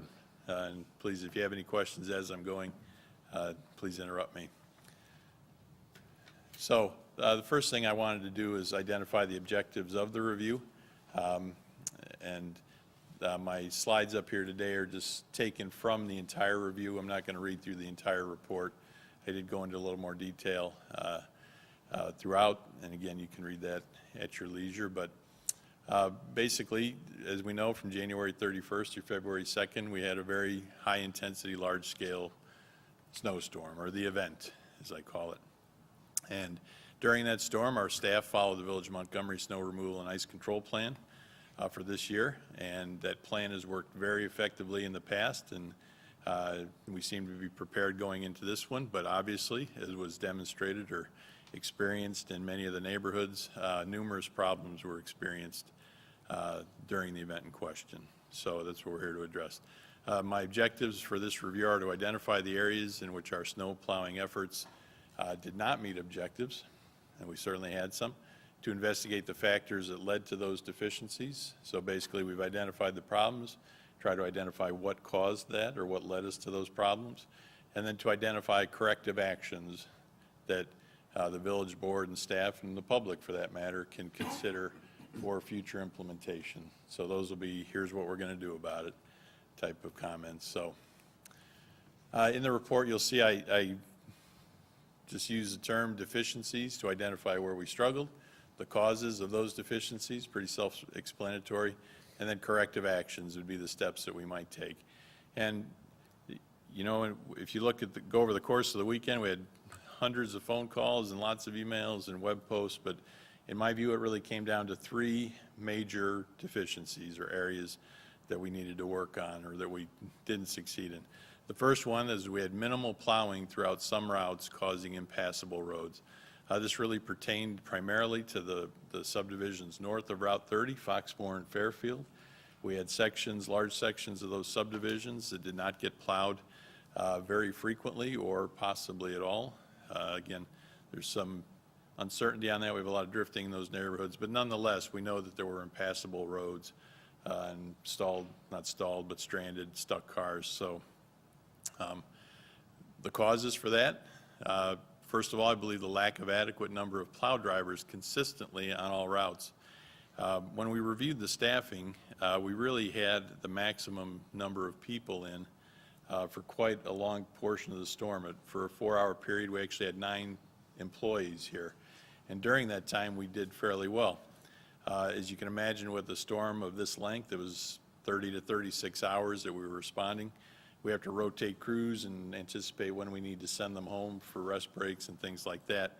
And at some point, we had to send some of those employees home, and it took us down to 6 drivers. Now, normally, 6 drivers would be fine. We have 6 routes plus a building route that the drivers will pull off to do. But in addition to the size of the storm, we had numerous water plant alarms. I think we had 4 alarms on Sunday that required one of our drivers. Those alarms have to be responded to. It's an automated system. It says, you have this problem at this well site. These turned out to be electrical problems, again, as you get with many storms. So one of our drivers had to come off his route to address those water system alarms. So you think, as I said, I believe he had 4 alarms he had to respond to. They each averaged about an hour. So for his 12-hour shift, somewhere between 4 and 6 hours were spent doing water treatment work and not plowing. That driver was primarily down in the yellow route, which was the Huntington Chase Balmorhea section. We didn't have the widespread problems down there, but we did have some spot problems in those subdivisions. The second issue was our mechanic was in on that shift, and he had to respond to several vehicle breakdowns and repairs. So again, he had to come in off of his route several times to address those, and something that we should have anticipated, I guess, or maybe you don't think of is, so not only do you have the mechanic coming in, you have the guy who's driving that truck trying to get it in. So at times, we actually had 2 routes that weren't being covered. Now, the driver who's in the truck is going to switch to another available truck and get back out there. But again, that's still time off the routes. So, so that's a lack of adequate number of drivers.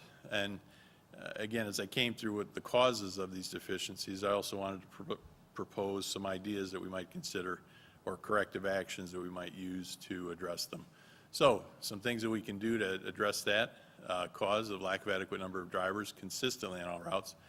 Develop contingency route boundaries. So pre-plan route changes in case we have to pull drivers in for other duties. So we normally have 6 routes. Maybe we have a contingency plan that says if we only have 4 drivers, here are the 4 routes. Now it's a very specific, understood plan of what will happen when somebody comes in, rather than just leaving it up to the communication that might happen between those drivers while they're actually there. And as you can imagine, it gets a little chaotic. People are in and out, not always in contact with each other. And I think that was part of the challenge is, as the driver came off the route to address mechanical problems or water issues, the other drivers probably weren't even aware that he wasn't in that route, so they weren't making it. And again, they were focusing on their own problems in their own routes. So in addition, along with each corrective action, I tried to I just called it a budget impact, and it's not really attached to any dollar value, but I wanted to give us some idea of what impact this would have on future budgets. So low impact is very low cost. Obviously, moderate impact might involve some additional overtime, but not a full-time position. And then obviously high impact is something like hiring a full-time employee. So hire additional plowing staff. Again, that would just give us more people to go out on the routes. Again, that's a high budget impact. Again, I probably wouldn't recommend it unless we could justify those positions with other duties. Yes, trustee? Hey, Mike, can't you check around and get some of these contractors and have them on standby, make an agreement with them, and just call them out when you need them? Because I know a lot of municipalities do that. That's actually our third one, investigate the use of contractual plowing services.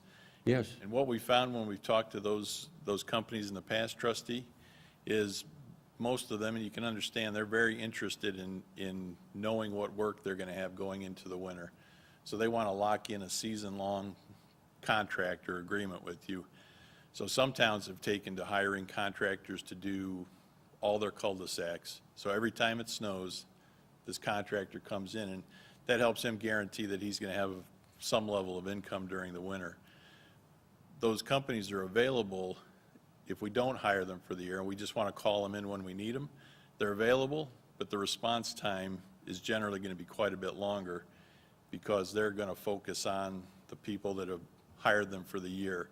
So companies that plow parking lots would be a good option. They have trucks, plows are very good at it. They're going to go out and do all those parking lots that somebody's been paying them to do all year, and then if they're free, they'll be more than happy to come and help us.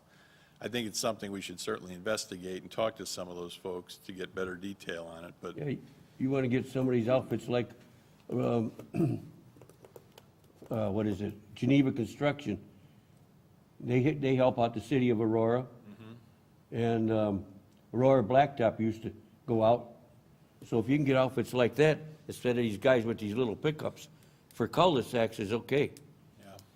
But again, somebody like Geneva is going to go up to do the work they've promised Aurora they're going Yeah. to do, and then they might, so again, we might be able to get them, but it may not be during the peak periods.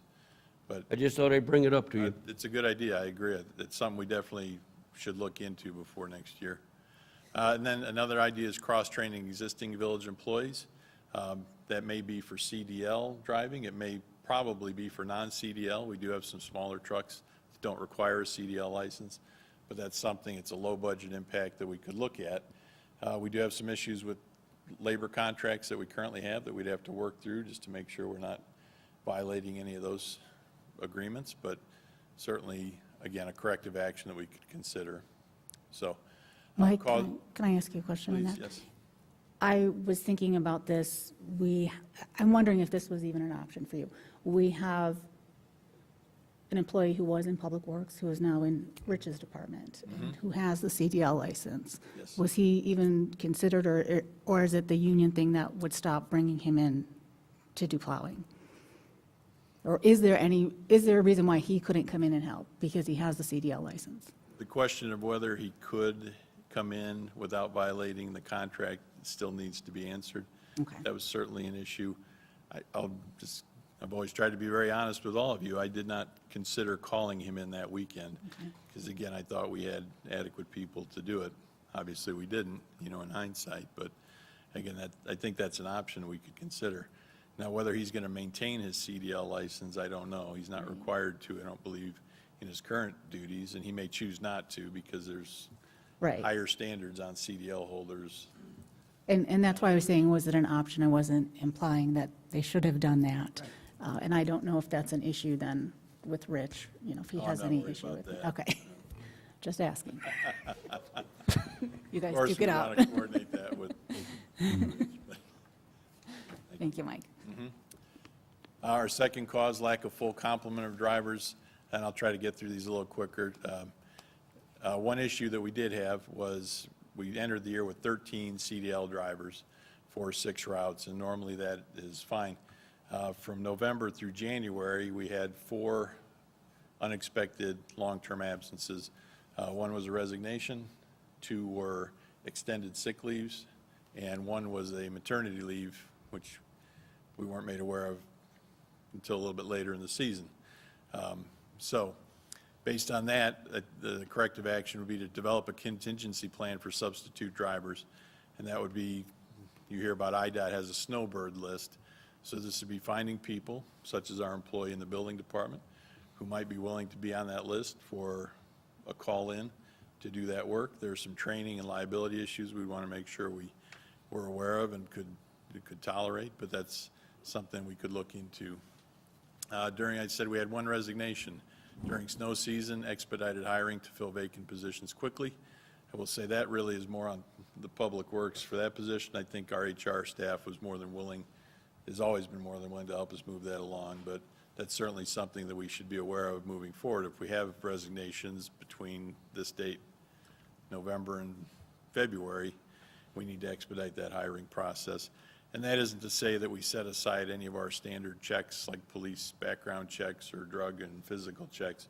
We just make it a priority to get those done as soon as we can. Contractual hiring to supplement full-time staff, and additional staff hiring similar to above.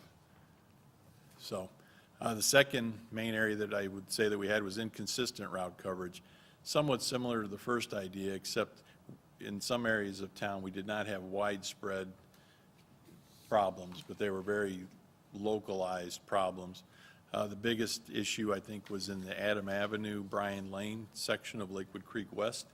We had quite a few calls from there, and there were some periods where those streets were impassable. We did have some other areas, primarily these are all west of Orchard Road in Balmorhea and Huntington Chase, where we had some spot concerns.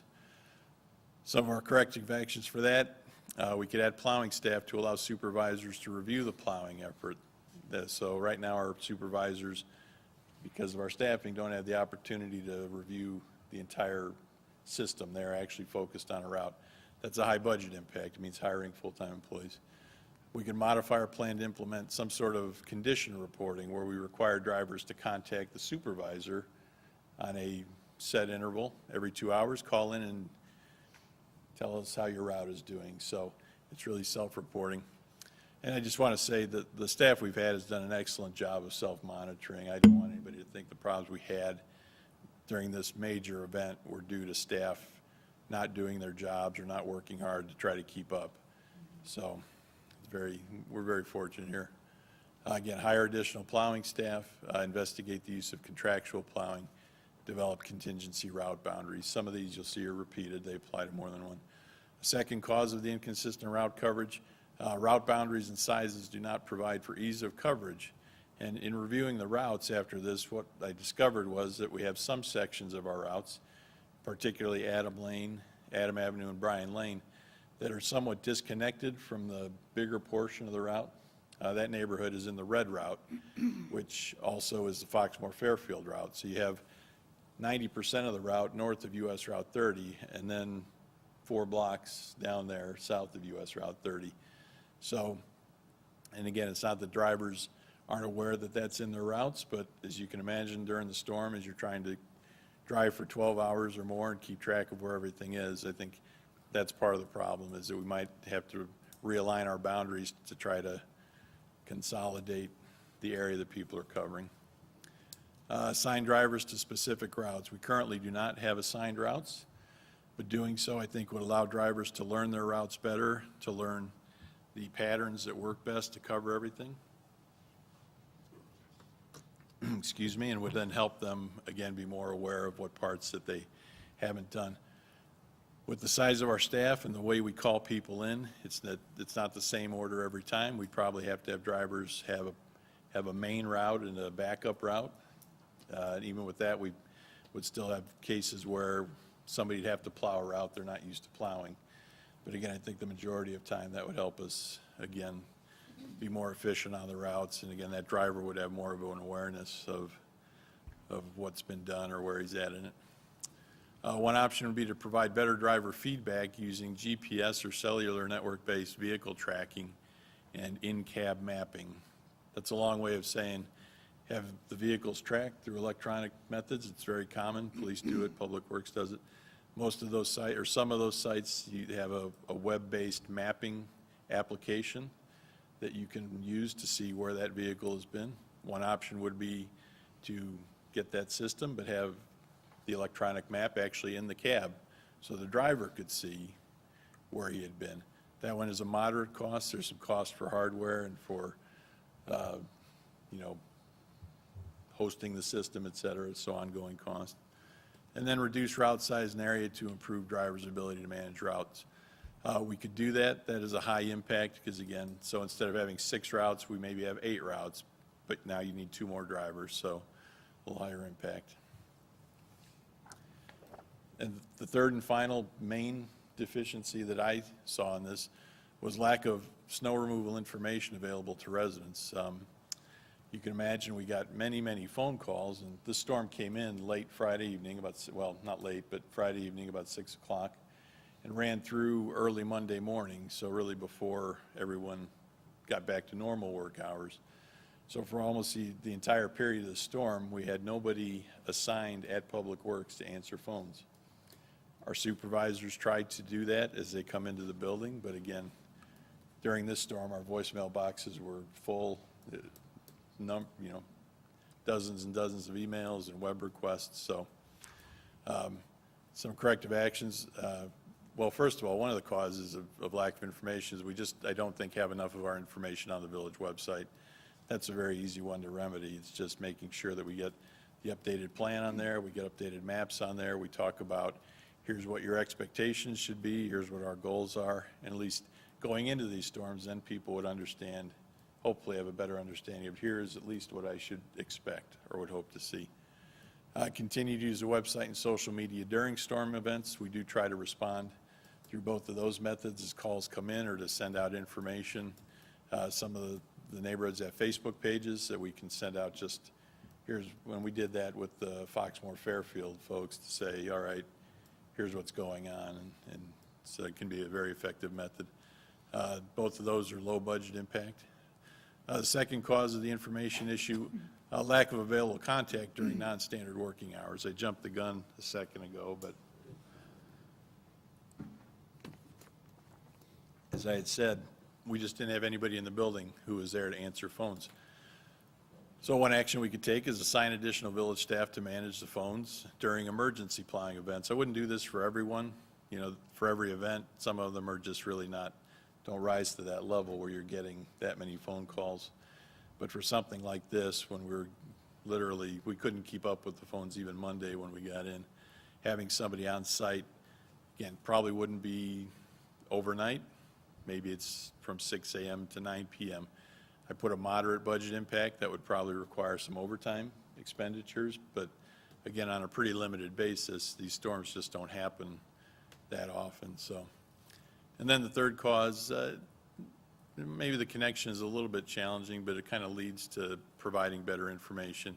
The need for improved interdepartmental communications, and when I say interdepartmental, that's really police and public works.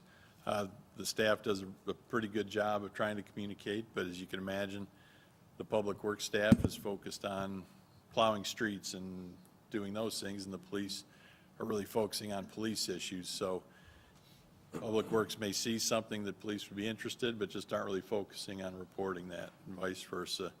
Again, I don't want to imply that it's uncooperative or adversarial. It's not at all. Again, it really just gets down to available people and the tasks that they have to do. And as you can imagine, as the intensity of the event gets higher, everybody's stretched a little bit thinner, et cetera. So to answer that, I would suggest we develop a multi-departmental training and communication plan. We can talk about protocols for reporting issues. We can talk about communication problems that we're having or how we can improve, whether it's radio or cell phone, et cetera. We can talk about staffing schedules and just to know who's on when, things like that. And again, that gets back to this one, not that the police would take that role for us, but that would give us information that we could then share with residents as it became available. So, we can try to go through this faster. Again, I won't read all these, just to repeat, but in the report you'll see near the back, I summarized it. We've got a number of low budget impact, what I feel are low budget impact actions that we can consider. Contingency routes, cross-training, substitute drivers, expedite hiring, route reviews and revisions, assign drivers to specific routes, modify the plan to include condition reporting, post our annual plan, et cetera, on the website. So I think this whole list is something that could easily at least be considered. We may decide as we get closer to the season that we don't think it's going to be as effective or for some reason choose not to do it. But as far as a budget strategy goes, very low impact. Then we get into the moderate and high budget items. Again, I won't read through all these, but they're in your report. And so again, there was a lot of activity that weekend, very hectic. But again, I feel it really boiled down to those three main areas. And we can certainly talk further if you think there are other areas that I missed. Mike, I have a comment for you. Sure. I'm looking at the plan that you gave us, and we were just discussing the police. So for the police department, that's part of the yellow route. Orange, yellow? Well, it's showing yellow here.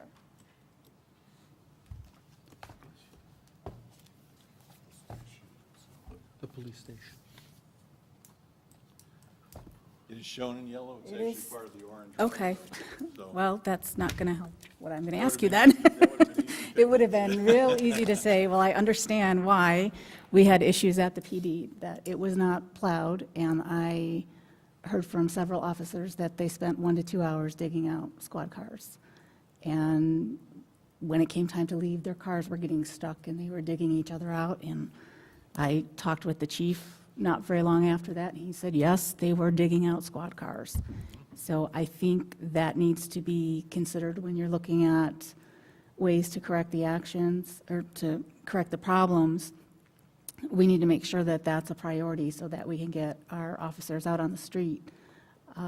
I don't know, I can't speak if this building was cleared off, which frankly, I don't care if it was because that was a Sunday. But as of Monday morning, I have photos here from the PD. As of Monday morning, there was still one pass through that parking lot, and there were still squads buried. So that's an issue. That's a big issue. It is an issue, but if I could just comment on that, your photo makes it appear that there's one pass. I can guarantee you there was more than one pass made there, and that's a huge problem we have with drifting and blowing out on the west side. It just adds to that idea, though, that we really need to keep up on the police department. Obviously, they have a 24/7 need for access, so again, it just raises that bar more. I agree with everything you've said, trustee. One thing I will say is we have 6 what I would call street routes, and then we have a 7th building route, which includes this building and the police department. Public Works, we just flop around until we get everything else done. One of the big challenges is we try to cover that building route with one of the 6 drivers. So whoever has the orange route generally tries to peel off to do the PD. Again, under normal conditions, I'm not going to tell you it works great, but it's manageable. But to do, Dan, I'm going to look to you, I'd say to do just a basic reasonable job of access at the PD is a minimum of probably 2 hours time to get the Sallyport lane cleared out and some of the parking drives. Correct. The front access. So again, it's just these different demands on drivers' time. So somehow we need to address that because we Right. can't continue to rely on. Yeah, I'm just, I'd like you to keep that in mind when you're looking at this. And really, the other part of it too is when they're doing their shift changes, because that's when there's going to be more activity in that lot with them switching over to squad cars and personal cars, so. I think that's an area that we can talk about when I talked about better interdepartmental discussions. Right. I'm not sure we could tell you when the shift changes are, or how long they take, or, Right. you know, we can say shift changes at 11. I don't know if that means we need to have things open by 10:30, Right. et cetera. So that's definitely an area for improvement. I would agree with all that. I think the big change too is when we lost our own people answering the phones when it went to ChemCon. I mean, definitely before you call on the police number, you call on the village number, somebody would answer the phone. And at that time, I know the police are out in accidents during that time, but you'd think when you came to an intersection and there's cars stuck and you can't get through, that somehow they would relate to the Public Works, get a truck over here. And like you say, some of the trucks didn't know after they were doing their route that they could have went and did somewhere else. I guess and I've talked to you about this before, I guess my problem wasn't with the drivers doing what they were supposed to do. It was with, and if I was a resident and I kept calling in on a Friday night, then Saturday, then Sunday, saying my street is still, I can't get by my corner here, and all I get is a recording. I think all of us realize when you have a recording and that's your only answer, that's not a happy camper. And I think somebody should have been there answering the phone. I don't care, you know. I talked to Denny Schmidt about this too, and he said in the old days, the police department would they'd go get somebody. Of course, that was when we had our own dispatchers. But they'd go get the dispatchers from their homes. Sullivan came from Sandwich, he could have grabbed Kathy maybe, and this was not like this was a weekend that came by surprise. They said a long time ago this was going to be a bad one. And we should have been ready for it, and we should have had the staff to answer the phone. So when somebody called in, you could at least said, I realize your block is in trouble and we're trying to get somebody there. Instead of getting an answering machine and the next day, nothing's changed. That to me makes it worse than not getting the street done. And I think I talked to you about that, and I know cul-de-sacs, Oswego's got 228 of them, they have somebody do all theirs. Well, when we played our planning, we didn't have 228 cul-de-sacs. We told the builders, you don't put them in because they're a pain in the neck. Everybody likes to live in them, but they're a pain. And the ones in Seasons Ridge, our guy got those right along with his regular route, and there was no problems there. It was the problems were over there where there wasn't a driver basically doing them. And that is lack of communication because nobody was answering those phones or telling the drivers what roads weren't done and what weren't. And that, to me, Mike, is supervision on somebody in there. I don't care if you called us, one of us went over there to answer the phone, or if we still had an intern, we don't anymore. But an intern could have answered it. You could have called Debbie in. I think she would have worked overtime. People work overtime around here for almost anything. And something like this, they should have known where, Kathy, you be in here to answer the phone. And Debbie, would you like to make some overtime? You come in to answer the phone. So that at least you get answers for these residents that kept calling. I had residents say, I called every day and all I got was an answering machine. Yep, you're right. And to me, that's like calling ComEd when you don't have any electric and nobody answers. It's just as frustrating. So that's my comment. I made it to you before. I think you ought to pay Matt to keep his CDL. And say, Matt, next time we run into this, guess what? You're now building, but you're still back, you got a CDL, go back on, and you make your overtime. And I would think CDL isn't that much of a thing for him. I wouldn't think. I think he'd love to keep it. I'm not, Whether the the, CDL does have drug testing and other requirements that I'm sure he ain't worried I'm not about worried about that. him passing, but that would be a decision Right. you have to make if he wants to maintain that program. But I see what you're saying. We'd pay for all the testing, we'd pay for everything, but to have him keep it, at least we got another driver, and he would make overtime. And I think all our guys love to make overtime. I think our union has to realize that everybody was working and we had to hire somebody else. That's the way it is. But to me, our biggest problem was when the phone calls came in, and it was nice that it happened on a weekend because not everybody was working, but at the same time, it wasn't good because we didn't have any help there. Understood. I'd just like to clarify, I just want to be careful about making this, it's not a union issue so much Okay. with bringing Matt in. I think we'll start negotiations with them soon. I think it's something we need to bring up just to clarify how we're going to do it. I don't think any of the guys on staff would have objected to it. I'm not even sure that the union that represents them would have objected to it. They've been Okay. a pretty reasonable group, I have to say, so. But when a guy's And I done don't it a disagree. whole year, and then you turn around and say, Matt, get out there. I mean, I would think he'd say, yeah, for overtime, I'll be glad to do it, and it just depends on the person, I We'd guess. have to but- ask him. I'm not. Yes, I know. I'm not going to commit anybody. I know. That way. I'm just saying, you're looking for extra people, and there they are. And even any of us, I think, would have went in and answered the phones and say, hi, this is your neighbor, especially you guys. You could answer all your neighbors' calls. I think some of us. Stan was answering the phones. Yeah, We were doing that anyway. yeah, that's right. I mean, people were still calling, so I what got my difference? first call 3 minutes into the Super Bowl. Yeah. So, Trustee, those are all good points. Very well said, and I think I'd agree with those as well. Those are all things we need to address. Thank you. And just to summarize, I think this highlights that there certainly were some areas that we can improve upon. I believe firmly that we do have good staff and a good program in place. 15 inches of snow kind of pointed out some weaknesses in it for us, and we'll look forward to tweaking our program for next year. I don't want to see, like I said before, any drastic changes, because I think generally what we do works, but hopefully the board and the residents will find this report useful, or at least to explain the scenario and what happened. So once you had a chance to review this, if you have any more comments for Director Poopens or staff on this, I would like staff at this point to run with whatever recommendations, non-budgetary ones that you feel are appropriate when you look into it. And if you need to come back for some budget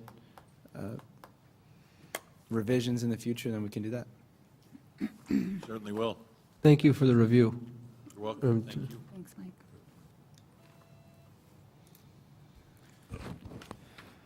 All right, with that, new or unfinished business? Teresa. I have several items. I think everyone is aware at this point, we are starting a Rotary Club. Mayor Johnson was here to talk about that. She and I have been working together for several months on this. We have sent out a little bit of notices in terms of, we're going to have an introductory meeting on April 16th. We will be sending out press releases, and I'm trying to think what else. Oh, I'm presenting at the BCEC on Thursday, just to give a little bit of background about Rotary, and then what our club is starting. We're not an official club yet, so I shouldn't say that. So how our club is starting and where we're at in the process and everything. So it's coming along nicely. I just wanted to let you all know about that. Last week, I attended the Oswego Chamber Legislative Committee, and there were quite a few pieces of information that came out of that I thought would be interesting to our group. There was a representative from Keith Wheeler's office who has indicated that he will be introducing a bill that will provide a universal form for filing for elections, so that there is no issues like we've seen in Oswego, and apparently there's also an issue in Campton Hills. So I thought that would be interesting to see that, and I hope we do see that. From Kendall County Board, Matt Petroska was there. He indicated that the sheriff's office will be going to 12-hour shifts, and they're also going to be starting their negotiations. He also talked about the funding for court reporters, and that funding comes from the state, and it is about to expire. He said that if it does expire, we can see the court system essentially shut down. There would be no criminal cases, divorces, any type of arraignment, so we need to be watching that and paying attention to that as well. And just a note, something that's going on in Oswego, but it's close to us, Riverview Ford, over there on Route 30 across from Farm and Fleet, they are going to be undergoing a 25,000 square foot expansion, so we'll be on the lookout for that as well. And then I also handed out a list of legislative initiatives from the Illinois Chamber of Commerce. If anyone was interested in that, I will forward that to Jeff, and he can pass that on to you guys as well. Next item, I attended the career fair at West Aurora High School. I was part of a panel discussion for government and public administration. And there were 4 representatives from the city of Aurora. Mrs. Lawson was there representing Chairman Lawson, and then there was me representing Montgomery. We also had Mike and Matt from Community Development that were there. They were in I believe they were in the construction panel. So it was a really good day. We had 4 different sessions. It was a lot of fun. It was a good time. I think I have more. Wait, I have my whole list here. I have a question about, I think this might, I need to know, Chief, I think this is for you. In terms of, I know over at Walmart, we have the no parking signs for the trucks. And I guess across the nation, it's something that they allow unless they say differently. So I guess there's some kind of an agreement we have with Walmart that we can ticket them. Is that correct? That is correct. So my question is, if there are other businesses that are interested in doing that, what is the procedure? Do they go to you? Do they go to Jeff? No, they would come to us. Currently, with the growth from about 2000 on, that agreement was put in their annexation agreement, so it's already in place. Actually, Attorney Julian and I just talked on the way into the meeting tonight. She just updated our agreement. I have some from 1993 and 1995 that are at their 20-year limit. One apartment complex for sure has changed ownership in the last year, so I have to update that one. But most, anything west of Orchard is already in the plan for the police department. Okay. The ones that are in question are the ones that are out east on Montgomery Road and or on Douglas from the early 80s and the mid 80s when they were built. But right now, all traffic control agreements are pretty much in place. If you talk to a business owner and they want one, please let me know. Okay, I'll forward you the questions they posed to me, and then we can just go from there. I just Sure. wasn't sure Sure. who that had to go to. And remember, that's just minor traffic stuff, DUI, driving while license suspended, revoked, leaving the scene of an accident, handicap parking, those are all, we don't need agreements for that. We can enforce laws on private property, those laws. The other ones that are in that agreement, we need that agreement assigned. So please send that to me. I will forward that to you. Thanks. Thank you. Sorry, looking through my list of stuff. I also received an email from Illinois Valley Public Transportation Plan, and I believe that's something that Director Young attended last August. I think I saw your name on the sign-in sheet ahead of me. We had attended that. When I was there, I talked to them, or I gave my comments, and said that we would like a metro station in Montgomery. They are going to be starting Phase 2 of the public comments, and what was nice, and I don't know if that was just to humor me or not, but they did send me an email, and they also acknowledged that I had put those comments down, that we were really looking for a metro station here. So I will be planning to attend that later in March. I don't know how much of an impact it will have, but I figure it can't hurt to keep putting it out there. I think I'm done. I think that's it.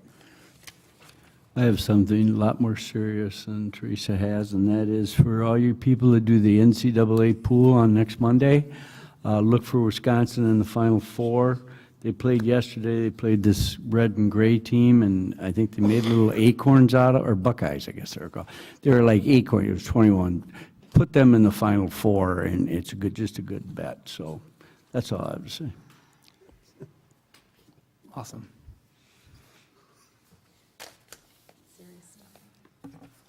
Any other new or unfinished business? Serious or unserious? All right, hearing none. Future meetings, you can see them there. We do have a committee of the whole meeting on March 17th at 7 PM. And with that, we do not have executive session, and I will entertain a motion to adjourn. So move. Second. Call the roll, please. Trustee Hines? Trustee Youngerman? Yay. Trustee Marisak? Yes. Trustee Bond? Yes. Trustee Spurling? Yes. Trustee Lee? Yes. And we're adjourned. Thank you.